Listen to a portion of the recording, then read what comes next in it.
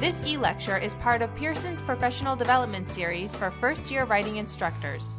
I'm Susan Miller. I'm with Santa Fe College in Gainesville, Florida, and I will be discussing the importance of spending time with your students as soon as you give them an assignment.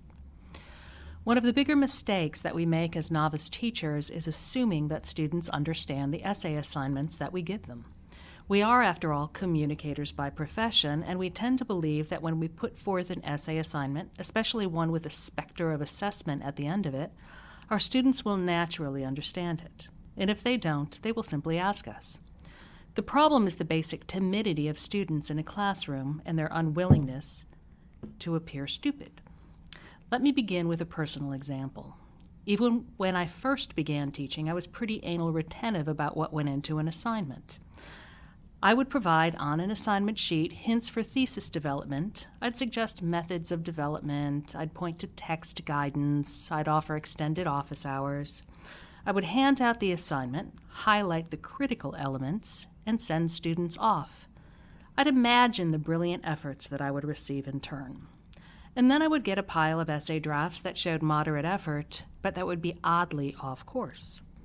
I would spend an enormous amount of time writing diagnostic comments and prescriptive comments, and then I would use class time explaining what the students needed to do to get back on course in their revisions. Note here that none of this extra time spent on what was essentially a comparison between the student's essay and the Platonic ideal for that assignment was pleasant. The comments were never encouraging for me to write, and they only increased student frustration. Academic writing is, of course, a process that begins not when a student sits in front of a keyboard or takes pen to paper, but rather when we tell our students what they have to write. How could I have saved those wasted hours? By assuming from the start that how my students read my assignments, if, of course, they read the assignments, is not how I intended them to be read. My intention here is not to launch into a discussion of the political imbalance that exists within the classroom dynamic or to decry the attention deficit pandemic, but to offer a simple no-brainer solution that will keep your students from squandering time as they write and that will save you hours of grading off-course essays along with the frustration that such grading brings. Invest time in that critical moment when you first give the assignment out. In a classroom, I generally give students about 3 minutes to read the assignment. I ask them to visualize their writing process, from finding a thesis to gathering textual or personal evidence to crafting and revising a draft. And then, in the classroom, I have them submit anonymous and thus embarrassment-free questions.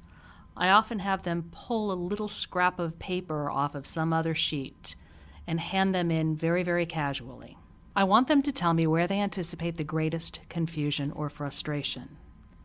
This way, I'm able to get them on track early in the process.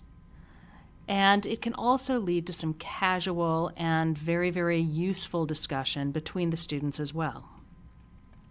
Note that when I provide the assignment online, I ask students to post the same questions to a discussion board. And there too I can comment on them, and there too they can engage in student-to-student discussion about what they see as their weakness and what they see as their strength. This process can take as little as 10 minutes within a classroom, and that small time investment can pay back hours both to writers and to those of us whose task it is to assess what those writers have produced. For additional e-lectures, visit Pearson's professional development site for first-year writing instructors at www.pearsonhighered.com/compro.